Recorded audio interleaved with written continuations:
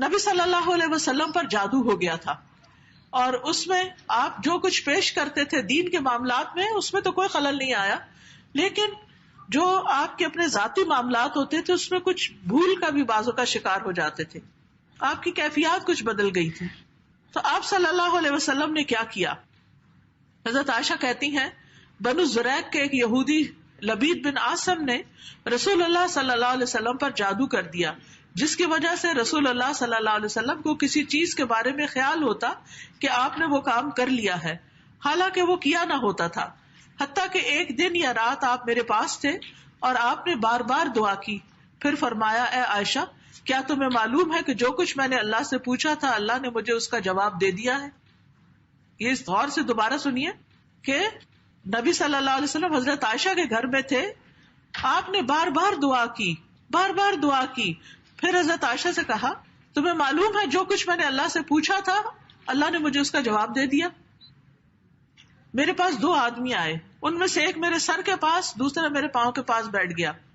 ایک نے اپنے دوسرے ساتھی سے پوچھا اس صاحب کو کیا بیماری ہے، دوسرے نے کہا اس پر جادو کیا گیا ہے. اس نے کہا کس نے جادو کیا ہے؟ دوسرے نے کہا لبید بن عاصم نے کیا ہے. پوچھا کس چیز میں ہے؟ بتایا کنگھی اور جھڑنے والے بالوں میں. پھر انہیں نر کھجور کے خوشے میں رکھا ہے. پوچھا یہ جادو کہاں ہے؟ کہا زروان کے کنویں میں. چنانچہ آپ صلی اللہ علیہ وسلم اپنے ساتھیوں کو لے کے وہاں پر گئے اور اس کنویں سے اس چیز کو نکلوایا اور پھر اس کو ختم کر دیا. تو اس سے آپ اندازہ لگا سکتے ہیں کہ کس طرح اللہ سبحانہ تعالیٰ نے ان کی دعا سنی اور کس طرح یعنی اس کا حل بھی دکھا دیا اور اس کی صورت سامنے آ گئی، اور پھر اللہ سبحانہ تعالیٰ کی مدد کس طرح پہنچی. تو کہنے کا مطلب یہ ہے کہ اجتماعی معاملات ہو یا انفرادی معاملات ہو، ذاتی مسئلہ ہو، جن جادو کا مسئلہ ہو یا شادی کا مسئلہ ہو یا رزق روزی کا مسئلہ ہو یا کسی معاملے میں کوئی ڈیسیژن لینے کا مسئلہ ہو، اللہ کو پکارے، بار بار پکارے، کثرت سے پکارے، قبولیت کے اوقات میں پکارے، تکرار سے پکارے، اور اللہ ہی بندے کے لیے کافی ہے.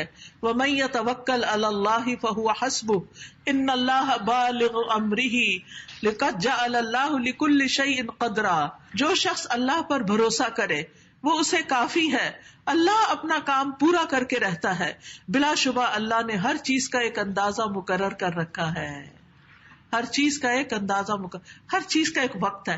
آپ دعائیں مانگتے جائیں، جب دعا کے پورے ہونے کا وقت آئے گا تو آپ کی دعا قبول ہو جائے گی. اور پھر اللہ تعالیٰ بندے کے گمان کے مطابق معاملہ کرتا ہے. اگر آپ کا گمان یہ کہ اللہ تعالیٰ کام کرے گا تو ناممکن کام بھی آپ کا ہو جاتا ہے، مشکلات ٹل جاتی ہیں، پہلے سے بہتر نعمتیں آپ کو ملتی ہیں، پہلے سے بہتر صحت آپ کو ملتی ہے.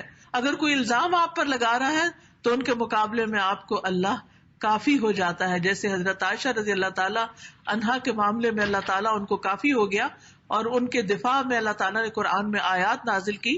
پھر دشمن کے مقابلے میں مدد مانگنے میں اللہ تعالیٰ کافی ہو جاتا ہے، دشمنوں سے حفاظت ملتی ہے، چاہے انسانوں میں سے دشمن ہو یا جنات میں سے دشمن ہو. اللہ تعالیٰ فرشتوں کے ذریعے اپنے بندوں کو مطمئن کرتا ہے، اپنے بندوں کو ضائع نہیں کرتا اور ان کی پریشانی کو دور کرتا ہے. تو اس لیے بہت ضروری ہے کہ ہم بھی اللہ سے تکرار کر کر کے دعا کریں.